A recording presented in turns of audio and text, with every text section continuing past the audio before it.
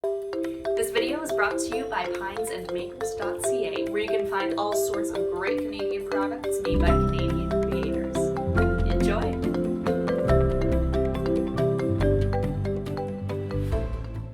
In March 1846, Paul Kane travelled to Lachine, on the island of Montreal, to meet with Sir George Simpson, governor of the Hudson's Bay Company. During their meeting, Kane showed the businessman some of the sketches he made during his late expedition to the Great Lakes and outlined his plan to similarly sketch the natives of the interior. Simpson arranged for Kane to attach himself to a spring Hudson's Bay Company canoe brigade, and on May 9, 1846, Kane accompanied Simpson on a steamship ride to Sault Ste. Marie. The vessel made a stop on Mackinac Island. There, Kane was informed that the steamship would not depart until 9 the next morning. Accordingly, he spent the night on shore.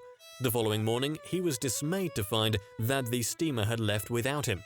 Determined to catch up with the vessel, Kane rented a canoe and hired a crew of 3 boys, the eldest only 19 years old.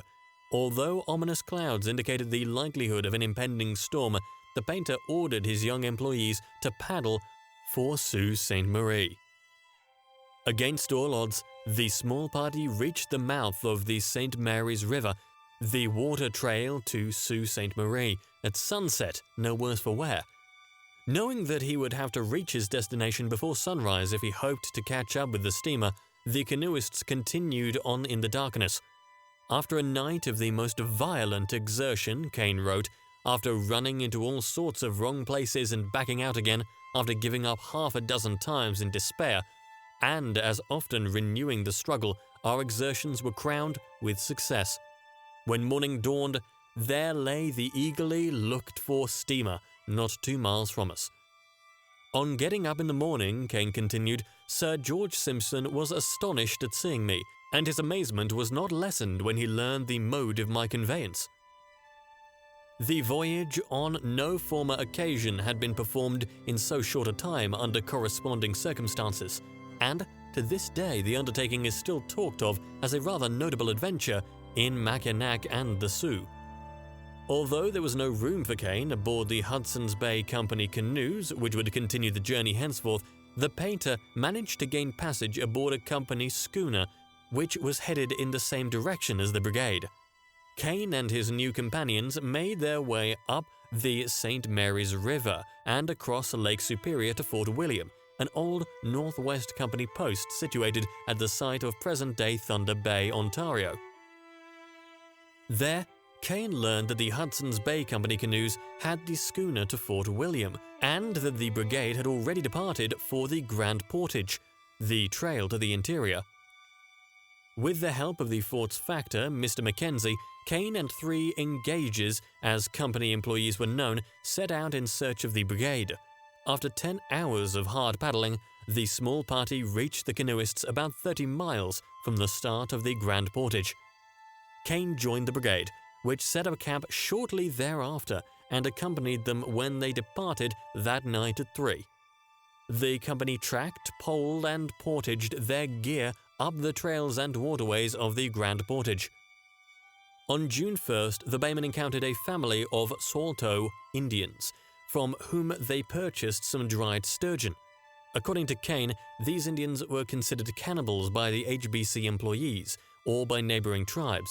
In his book, Kane goes on to relate the legend of the Wendigo, a cannibalistic monster into which one who eats human flesh will transform, stating that according to an Indian superstition, the Wendigo cannot be killed by anything short of a silver bullet. While on the Grand Portage, Kane was told about an event said to have taken place in the area some years before. According to this tale, one winter a father and a daughter killed and ate 6 members of their own family in an effort to alleviate their own starvation. Shortly thereafter, they camped near an old Indian woman with whom they were acquainted. The old woman, seeing that the father and daughter were alone, wisely suspected that something sinister had taken place. As a precaution, she made the entrance to her wigwam slippery by pouring water over it and allowing it to freeze. That night, she stayed awake and listened for intruders, keeping an axe within easy reach. At around midnight, she heard snow crunching underfoot outside her dwelling. Peering through a crack in her wigwam, she spied the girl standing outside, apparently listening in an attempt to ascertain whether or not the old lady was sleeping.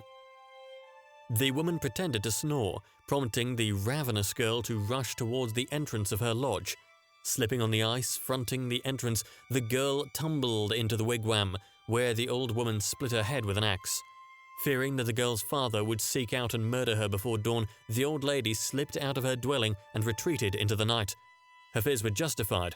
Later that night, the father, who had been lurking nearby in the darkness, crept into the old woman's wigwam, where he expected to find his daughter dismembering the crone's corpse. When he saw his daughter's body, hunger consumed his senses. Without a moment's hesitation, he proceeded to devour her remains.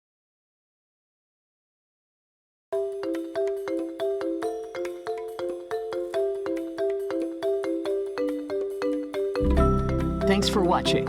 If you enjoyed this video, please check out our website, pinesandmaples.ca, where you can find all sorts of great Canadian products.